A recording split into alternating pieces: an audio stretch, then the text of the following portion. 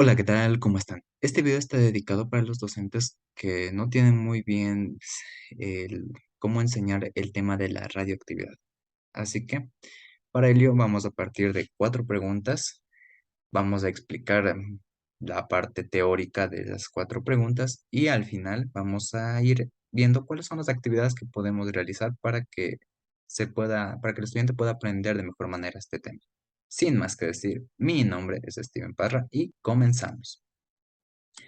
La primera pregunta nos dice, ¿cómo enseñar el fenómeno de la radioactividad? ¿Qué es la radioactividad? Es lo primero, obviamente. Entonces, esta se conoce como el proceso de descomposición o de degradación del núcleo atómico de un elemento, el cual sucede de manera espontánea en algunos casos, y en dicho proceso se libera demasiada energía en forma de ondas electromagnéticas o también se llega a liberar partículas que hasta que este núcleo que se llega a un nivel de estabilidad.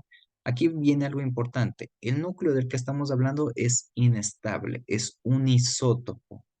Entonces aquí ya podemos meter un poquito, bueno, dando una, una picadita, podemos decir que ya podemos aquí a preguntarle al estudiante qué es un isótopo para partir de temas anteriores a este de aquí. Ahora, continuando. Como ya sabemos que este proceso, y aquí algo había mencionado, que sucede de forma espontánea, quiere decir que existen dos tipos de radioactividad o de radiación. La radioactividad natural y la radioactividad artificial. La natural es obviamente aquella que proviene de la naturaleza y la artificial es aquella generada por obra y gracia del ser humano. Siguiente pregunta. ¿Cómo enseñar la diferencia entre rayos alfa, beta y gamma? Lo primero y lo importante, alfa, beta y gamma, letras de qué son, del abecedario griego. Ahora, la radiación alfa es la partícula, básicamente es la liberación de un núcleo de helio, básicamente, pero este núcleo de helio solo puede recorrer unos pocos centímetros en el aire y puede ser detenida por una hoja de papel. Sin embargo, su contraparte, si hablamos de un núcleo, la contraparte del núcleo, el electrón. Entonces, sin embargo, si lo que se libera es un electrón, este puede recorrer unos cuantos metros en el aire. Ya no son centímetros, ahora son metros. Y aquí sí ya la hojita de papel no lo detiene. Lo que sí lo llega a detener es una placa de vidrio o una placa de madera e incluso unos cuantos milímetros de aluminio. Se dice que es de 2 a 5 milímetros de aluminio.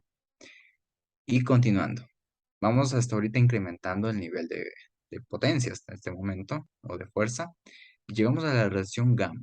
Esta básicamente es el transporte del exceso de energía mediante las ondas electromagnéticas que ya habíamos mencionado anteriormente, buscando la estabilidad del núcleo, pero sin cambiar el contenido de los protones del mismo. Básicamente solo es quitarle energía, quitarle las ganas de seguir ahí.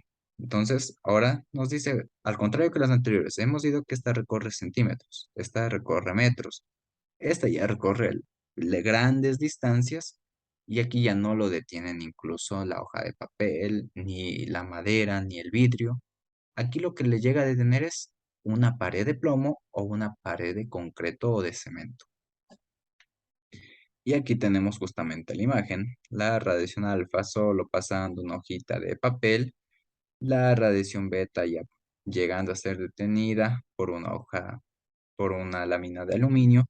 Y la radiación gamma llegando a ser detenida por una de hormigón. Siguiente pregunta. ¿Cómo enseñar la radiación ambiental? ¿Qué es radiación ambiental? Ya vimos en la primera parte algo sobre radiación ambiental y aquí ya lo profundizamos. La radiación ambiental es aquella que es producida por algunos materiales que se encuentran en el ambiente, en el entorno, y esta puede ser producida por algunos minerales o rocas, las cuales en su interior contienen algún isótopo radioactivo o, en algún caso, pequeñas cantidades de uranio. ¿Ya? Aquí cabe destacar algo importante, que podemos, debido a esto es que podemos nosotros encontrar la edad de los fósiles, saber hace cuántos millones de años existieron los dinosaurios, incluso gracias a esta radiación natural es que pudimos, o mejor dicho, se logró datar la edad real de la Tierra. Ya vamos a ver justamente esta parte de aquí cuando analicemos las actividades. Ahora, tenemos radiación ambiental o radiación natural. ¿Qué es radiación natural y qué es radiación artificial? Cuando ya deja de ser natural, se transforma en artificial. Entonces, aquí tenemos unas cuantas fuentes de radiación. Tenemos los rayos cósmicos, los minerales terrestres, que ya se mencionaron aquí, el radón en el aire, productos de consumo diario, cotidiano, las centrales eléctricas de carbón, las plantas de energía nuclear, la precipitación radioactiva, los alimentos y el agua, incluso los medicamentos y algunos diagnósticos utilizan la radiación, nos dicen. Entonces, ya vamos a plantear las actividades, no nos preocupemos. Estamos viendo todavía desde pasadita estos temas. Siguiente y última pregunta. ¿Cómo enseñar las unidades de medida de la radiación? Aquí algo importante, existe un montón de unidades de medida, tanto del sistema internacional como del sistema que se utiliza en Estados Unidos. El primer nombre que se va a leer es perteneciente al sistema de Estados Unidos, aunque es de los más conocidos. Tenemos el Curie, que básicamente representa la cantidad de radiación ionizante emitida por un material, Curie o Curie. También tenemos el Roentgen, que es la cantidad de radiación que se desplaza en el aire. El rad, la cantidad de radiación absorbida por un objeto o una persona. Los REMS, la cantidad de radiación absorbida por una persona, ajustada para representar el tipo de radiación que absorbe. Recordemos que había tres tipos de radiación, alfa, beta y gamma, y el efecto que genera dentro de algunos órganos. Ahora, ¿cómo podemos enseñar todo esto de aquí? Porque la última parte al menos ya lo vimos confuso. Así que, ¿cómo enseñamos el fenómeno de radiación? Lo primero, ver qué conoce el estudiante de radiación. ¿O de qué podemos plantear para ello? Un muro de ideas, ¿ya? La participación de cada estudiante para ver qué conoce de radiación, cómo ahondar un poco más de radiación, de dónde han visto, en qué lugar lo han nombrado y qué tiene de realidad.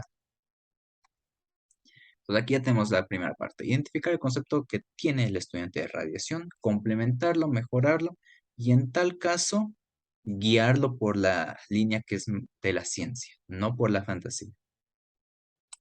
Siguiente parte. ¿Cómo enseñar las partes de los rayos alfa, beta y gamma? La radiación gamma la podemos asociar con Hulk, ya un superhéroe que de ley el estudiante debe conocer. Pero lo demás, ¿cómo podemos hacer? Aquí lo esencial sería hacer, o mejor dicho, lo más didáctico es realizar un experimento. El experimento por el cual se denotaron las partículas alfa, beta y en este caso las ondas electromagnéticas gamma. ¿Cuál es el experimento? Podemos plantear, hacer preguntas. ¿Cuál es el experimento que se realizó? ¿Cómo se denota? Y aquí básicamente es hacer la maqueta de ese imán en curva U, en el que básicamente tenemos una placa de plomo que se encuentra liberando isótopos radioactivos y ya tenemos aquí que las partículas del núcleo de helio, que son positivas, irán a la parte negativa de nuestro imán. Las partículas beta, que son negativas, irán a la parte positiva. Y la radiación gamma, que es una onda electromagnética, ella no le interesará porque no tiene carga. Entonces aquí podemos hacer básicamente que el estudiante haga una representación de cómo tendría que visualizarse, interpretarla y aparte podríamos incluso ponerle para una exposición. Así que es un 2 por 2 ganar, ganar. Siguiente pregunta, tenemos cómo enseñar la radiación ambiental. Aquí ya habíamos planteado algunas principales fuentes de radiación y aquí podemos plantearle al estudiante la pregunta, ¿cuándo deja de ser natural y cuándo se vuelve artificial? Ya cuando la radiación natural se transforma en artificial. Los rayos cósmicos, ¿de dónde provienen?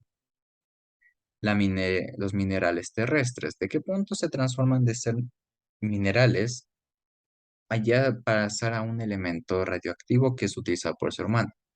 El radón en el aire, ¿dónde se encuentra? Los productos de consumo humano, ¿cuáles son estos productos? que generan radiación.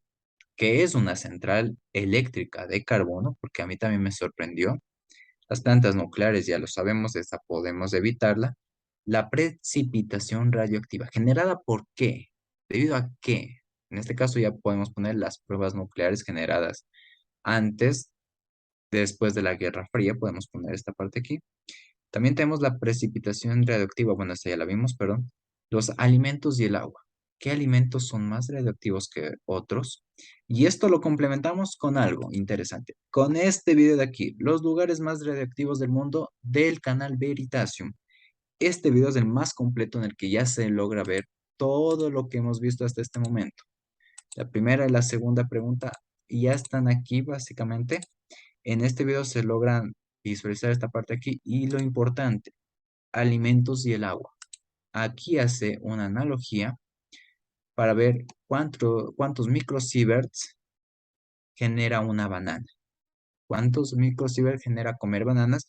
Y todo lo que presenta aquí es solo en base a bananas. Dice los lugares más radioactivos del mundo y nos va presentando con bananas. Entonces aquí ya tenemos alimentos y el agua y podemos poner una investigación. ¿Cuál es el alimento más radioactivo? Y ya podemos generar aquí. Y también tenemos los medicamentos y el diagnóstico. ¿Dónde encontramos la radiación cuando nosotros nos vamos a un hospital? ¿Qué se generará mayor radiación? ¿En qué prueba generará mayor radiación? Entonces ya tenemos aquí varias preguntas, actividades de investigación para el estudiante, preguntas filosóficas y entender, y incluso podemos ya con las preguntas podemos medir incluso la forma de cómo el estudiante tiene concebida la idea, cómo es el pensamiento del estudiante para nosotros poderlo guiar, entender y aprender, ver una parte que no se ha visto, porque puede decir un estudiante muy bien, debido a esto se cambia la percepción, pero también le cambiaríamos la de este otro y nosotros tal vez no la hayamos contemplado y estaríamos aprendiendo y llegando a una conclusión mucho más profunda que la que teníamos. Y las medidas y unidades de radiación. Este tal vez sea el tema más difícil y incluso aquí lo podemos asociar con la pregunta anterior y con el video que está aquí. ¿Sí? Con este video podemos preguntar, ¿qué es un microsievert? Ya se menciona aquí. Aquí está. En vez de REM es el sievertio o sievert. También tenemos los radianes, los grays. Y aquí podemos hacer ya básicamente, no entrar muy de lleno en esta parte de aquí si es que no se quiere. Pero sí podemos preguntar, ¿por qué se llama Curie? ¿Por qué se llama Roentgen? ¿Por qué se llama Gray? ¿Por qué se llama REM? Vamos a hacer una investigación y entender de dónde salió el nombre y qué hizo este científico para que lleve eso su nombre. Para que básicamente el estudiante logre ponerse en los zapatos del científico y conozca más a profundidad de este tema. No solo conozca que, bueno, un REM es la cantidad de radiación absorbida por una persona para ver cuán letal es. ¿Mm? Ya, pero ¿debido a qué? ¿Cómo se dieron cuenta de esta parte de aquí? Adicional a esto, cuando nosotros estamos viendo la parte de cómo señala la radioactividad y la radioactividad natural, nosotros podemos utilizar esto. Una encuesta para ver nuestra dosis de radiación, lo que nosotros tenemos, y podemos con la parte de la radiación natural ver cuál es la radiación natural o cuál es la dosis de radiación natural que al ser humano está expuesto normalmente. Pues aquí tenemos una pequeña encuesta que podemos hacer que el estudiante llene para que podamos entender y podamos incluso aquí aplicar un poco de matemáticas, porque todo esto está basado en los sistemas de Estados Unidos. Aquí nos dice, a ver, aquí estaba la pregunta, ¿vives a menos de 50 millas? ¿Cuántos kilómetros son? ¿Ya? Si en el país se encontrará alguna central nuclear o alguna planta de energía de carbono. Pues aquí ya vamos mezclando y con este video les digo, existen muy buenas partes. Incluso cuando llegamos a las unidades de medida de la radiación, podemos ver los efectos dentro del ser humano de la red. ¿Qué efectos provoca la radiación en el ser humano? ¿Y en qué punto se encuentra más radioactivo? O mejor dicho, ¿en qué punto se reciben mayores dosis de radiación? Entonces, algo que ya está aquí explorando en este video y podemos hacer que el estudiante incluso lo profundice de mejor manera Y aquí también entra lo importante, las series de televisión. La serie Cosmos tiene, bueno, hasta el momento conozco dos capítulos. La primera es la datación de la edad de la Tierra, que es un capítulo dedicado a cómo se dató la edad de la Tierra, que es justamente para mencionar, a ver, la pregunta número 3 que aquí nos dice, poder saber la edad de la Tierra y de los fósiles. Tiene todo un capítulo destinado a esta parte de aquí, cómo se dató y cómo se utilizó el principio de radioactividad para aliar dicha datación de la Tierra.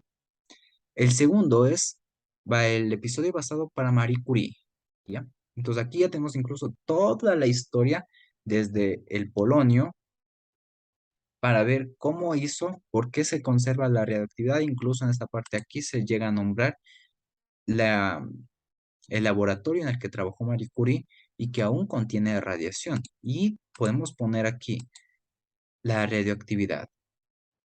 ¿Cuánto tiempo puede durar la exposición de radioactividad? Metería aquí incluso los conceptos de vida media, de radiación incluso. Y finalmente, sin más que decir y presentar mi video, se encuentran las referencias bibliográficas. Muchísimas gracias. Nos vemos en una próxima.